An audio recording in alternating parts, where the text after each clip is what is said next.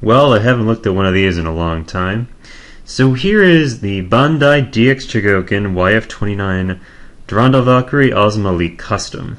It originally debuted in the pack-in game for the second Frontier movie when it came out on Blu-ray, and is also an unlockable unit in Macross 30. And in fact, the toys box and instructions do brand it as being from Macross 30. Don't mind all that writing on there; it's not that important. So let's look at the figure itself. This is actually the 5th time they've released this figure. With this time it has a completely different paint job. Very, very nice black, or I should say dark gray color scheme with lovely yellow highlights and deep blue for most of the clear parts. The canopy and the two little fold crystal dealies right there. Like all of them, it does have the functional landing gear, and overall is pretty good looking. Again, this is 5th time this has been released. The joints for the most part feel pretty good. If you're keeping count, they actually did. I'm just going to put the landing gear away. Pretty easy enough to do that. Again, if you're keeping count, they did two issues of the original Alto release, which was in the movie, and they did the white Roy Fokker inspired version, and then the Ozma version, and then this thing. So yeah, 5 times. They're getting a lot of mileage out of this figure. So pretty nice overall. Like the other ones, it does have, of course, the moving engine pods that have ball jointed nozzles on the end there. I love this feature actually, where you can just pop the wings in and out. It's very subtle, but it does a lot, so I just think it's really cool there. And of course you have the whole pop-up turret deal. Unfortunately, the fact that the turret is here means you have this big bar going between, right in the middle of the skull logo. That is actually accurate to the game, so I can't blame them for doing that. That's just how it worked. So again, you got the old pop-up turret there. I'll mess around with that in a little bit when we transform it. And just going to the internals in the front here. Let's look at the cockpit. Comes with figure of Ozma. Doesn't come with that. That's the Ranka figure that comes with the YF-29, the renewal version. And if you want, you can just push that seat down and put the panel back. There you go. Now it's back to being a one-seater. Alright, so yeah, pretty cool toy. Looks great in this mode. Feels very solid, especially with all the die cast in it. And as with the other ones, you of course get ugly ass stand. You just slot this thing through here, line up some tabs into holes in the front, and you got this. Sorry about that. You got this thing at the boring gate guard angle, and you can also put this up and then pop this off here, and then stick that right there, and then change this all out. I'll show you that in a little bit. For now, I'm gonna put this back there and do a quick cut, and we'll show the transformation to gerwalk mode. Alright, let's continue on into gerwalk mode, and this is where we start to mess around more with the back turret here. Well, I did say that the joints are pretty good in this. They're actually a little bit too tight. I don't know if this is because of oh, and watch as the stupid removable intake covers fall out. I'll leave them out for the rest of the review. Some of this stuff is a little tighter than it needs to be. Actually, getting these guns out is well, getting them out isn't too hard. It's just trying to get them back in, because they're a little stiffer than you would expect. And the stiffness kind of translates, also actually shows up here. This thing is hard to turn, and it actually swings back in place now. I'm not sure what's up with that. I don't know if this is common on these figures. It's a little annoying because I can't really do the whole turret action. But yeah, I don't know. It might just be different plastic quality because with this dark gray plastic. Alright, so let's continue on. You don't actually have to do that, but I'm doing it anyways. Also, these wing joints are a lot stiffer now. Again, it might just be them fixing the mold afterwards. For the most part, this is all very, very familiar. Bring these down. Watch this inner tip right here, right at the end of the shin where it gets close to the joint here. You want to make sure this is extended so you don't damage it, and this happens on a lot of these figures. Sometimes they're damaged right out of the box. That actually happened with my brown VF-25A. It was damaged out of the box. The other ones I managed to do that myself, so it's not all Bandai's fault. Alright, gerwalk joints good. Let's just bring these thingies down. Hip thingies, Kawamori hip thingies. And just pop that out of the joint there.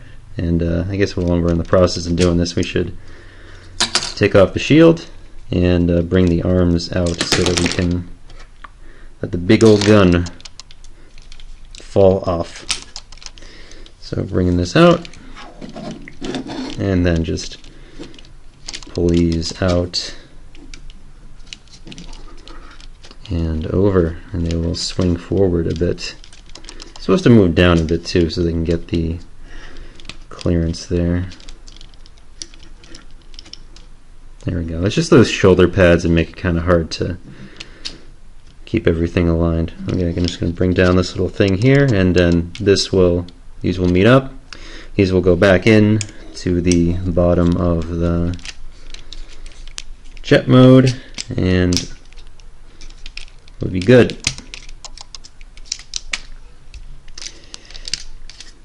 Alright then. Pretty good there. You swivel the legs a little bit, bring everything forward. Again, you want to make sure this tip does not hit this, because that's very easy to damage that way. And yeah, here we go. Now we're starting to go back to that familiar gerwalk shape. Alright, and just bring these back down.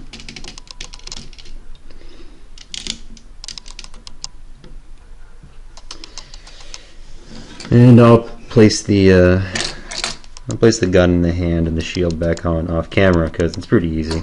You get articulated hands by default with the moving fingers and thumb, and also a ton of fixed posed hands. But yeah, your articulated hands work pretty well in every single mode, so we will get back to that. Alright, so we're back in gerwalk mode. The mode that people don't display these in because they take up too much space like this. But yeah, here we are. We got our big gun in its hand. The articulated hands over pretty nicely. And of course, for more VTOL action, you can stick the engines up like this, or you can kind of leave them retracted as well on the wing tips here. So you can make it a little bit more compact. Like before, there is the knife that's stored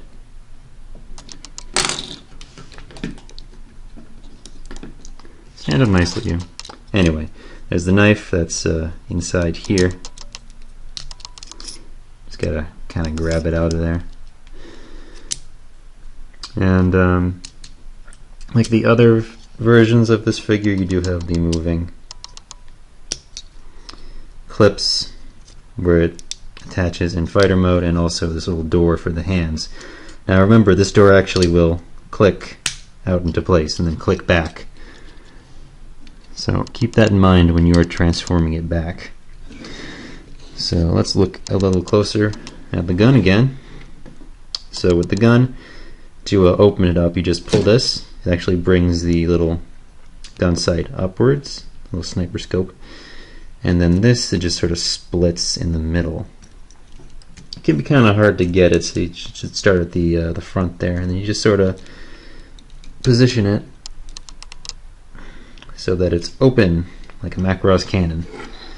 And it's got some nice detailing inside. This version uses a much brighter metallic for the interior of the gun. Watch me bring out the other one, it's the same color. But it's got some nice detail in there and all that kind of stuff. Doesn't quite lock in place like that, but You just sort of position it in the proper way. So that's gerwalk mode. And take a quick cut, and we'll talk about transformation to battroid mode, because there's some cool stuff that happens there. Alright, I actually forgot a couple of things before we finish off with the transformation. You've seen this on the other ones. There's actually a little slot in the back here for storing the gun pod underneath in gerwalk mode. I'm not going to show you this on camera because this is like the 5th version, so the mold has gotten kind of wonky.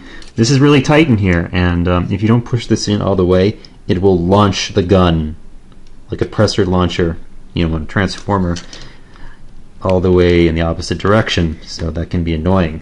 It does work. I just have to sand that a little bit, but yeah, it worked better on the Alto one that I have than it does on this one. And one other thing, I'm just going to show you the gerwalk mode stand. It just uses the same front part as fighter mode, but adds a little thing in the back here that holds up the back of the airplane. Okay, just take this out of the picture, and we'll continue to battroid mode. So, sort of similar to going in gerwalk mode. Just pop this out, retract this thing. Got to fiddle with the nose for a little bit. Open up the front gear doors, and then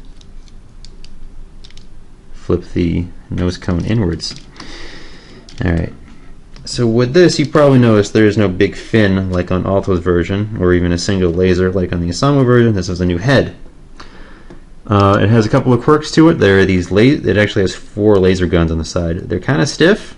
They're made of hard plastic. You don't get any soft plastic ones, so be careful when you're transforming it. You can actually, and if you want a little more extra care, you can easily just pop these out.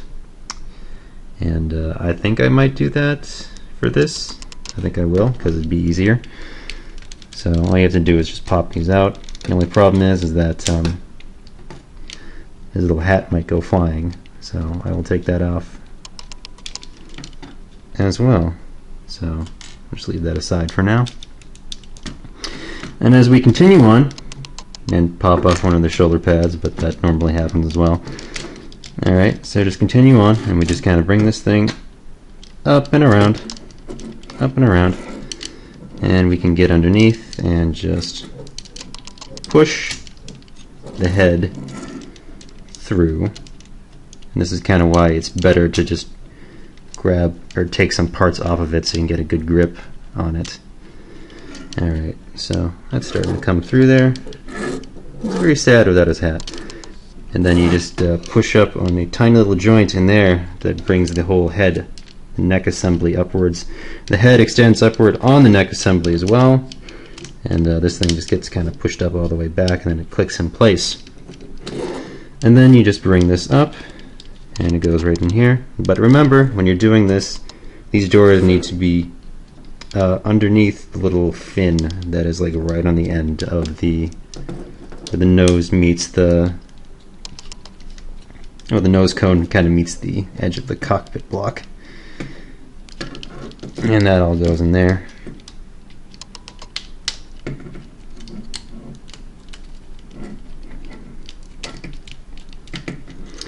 And then all this starts to come downwards.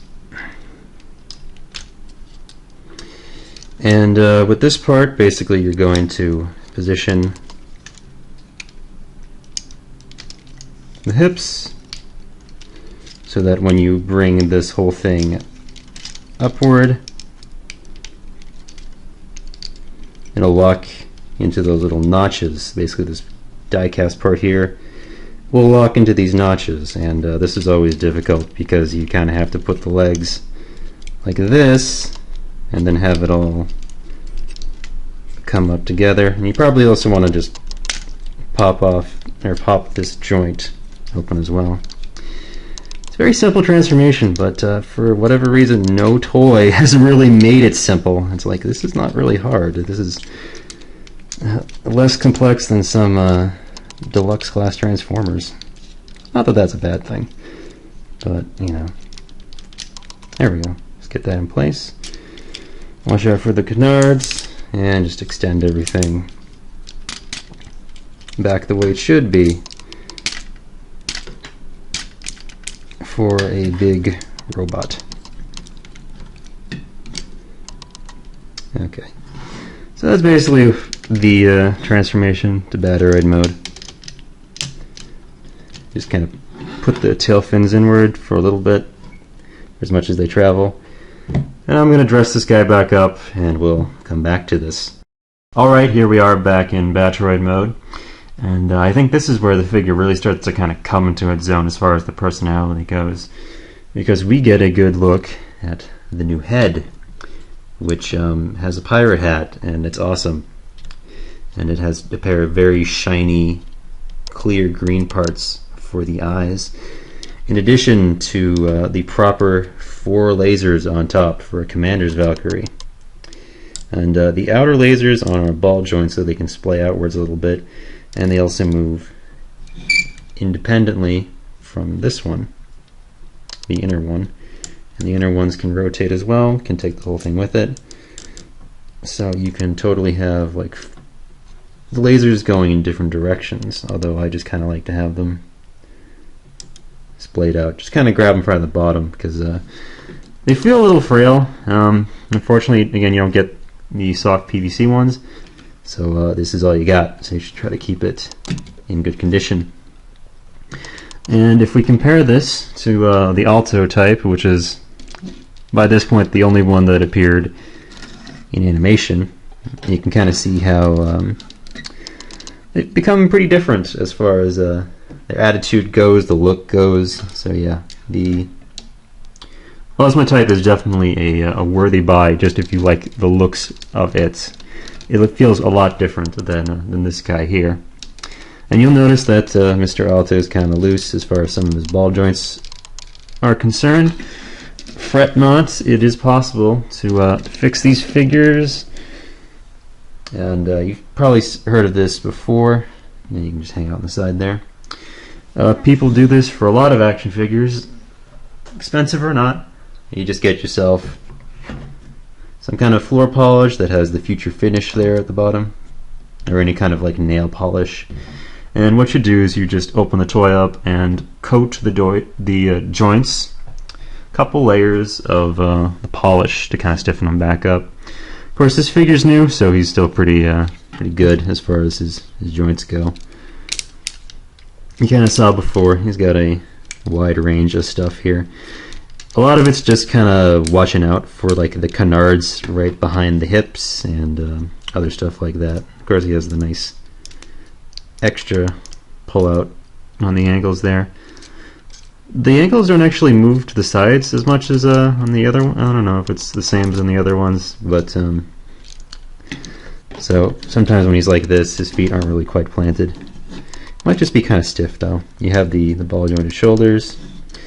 There's a double joint in the elbows. It just actually pulls out when you start to use it, so you can get his arm all the way up like that. So pretty good there. You have this joint here, and then you have the ball joint in the shoulder. I probably just said that. And then you got the extra joint here, and the little C-clip joint here for the shoulder pauldrons. And the shoulder pauldrons, like on the other one, they do have little pop-up missiles, and then you can put those down, or you can bring it down the cannons, show the missiles, and also mess around with these panels on the side here. And these have missiles in them as well. So yeah, it's a pretty well armed Valkyrie, and if you play the game, these things actually come in handy playing it on ultimate difficulty. So yeah, really powerful, lots of weaponry, pretty cool. I'm going to take a quick cut and then we will come back and kind of close out the video. Alright, one more little thing before I end this for good. I'll just show you how this guy mounts on the stand. Very simple, you just put on the battery mode adapter and it just rests on top here on the ugly but functional black plastic SMS stand, and yeah. I don't know, I've complained about these things before. You guys know my stance on it. I kind of wish instead of giving you the stand, it actually gave you the super parts, and I appreciate that they're reminding me that you can totally go and pre-order these like soon. I think they're already up for pre-order. But yeah, the super parts, which is just like a bunch of extra stuff for the wings, and not really worth, what's it, 3,240 yen? Plus middleman fees because it's the Tamashiwa exclusive, and then shipping, and it's like, oh, just put them in the box. Come on. But anyway, back to the main figure. I think this is one of the real winners as far as these variants are concerned. I know a lot of people are kind of cold to the white Roy Fokker inspired version. This guy does a lot to make himself seem a lot more unique among the 4 different YF-29s. I love this new head. It looks great. The eyes are perfect. The dark gray color scheme and the yellow highlights is just gorgeous. Unfortunately, this figure has all the issues of the regular, as any old YF-29. It was a retail release. I shouldn't say it's not regular. You know, just the propensity to get the joints to loosen up, just kind of all the little tiny fins and stuff that you got to watch out when posing it, because otherwise it's actually pretty sturdy and nice, big, chunky, and has a lot of shelf presence. These figures are about 17,000 yen. Right now they're all sold out, unfortunately. There was a bit of a mad dash to get this. Although if you wait around until it's closer to the release date, you can find pre-orders opening up for these. I was able to kind of leisurely get this one at CD Japan, not going crazy trying to go to like Nippon Yasan or HLJ. But other than that, it's a pretty good modern Valkyrie toy of a really cool variant, one that I totally wanted as soon as I saw it was in a video game. I will say it's a lot easier to just unlock it if you have the game. Just, you know, play the game, you can get the robot. Anyway, that's been Andrew for CollectionDX.com. Do another Macross review, and there certainly will be more.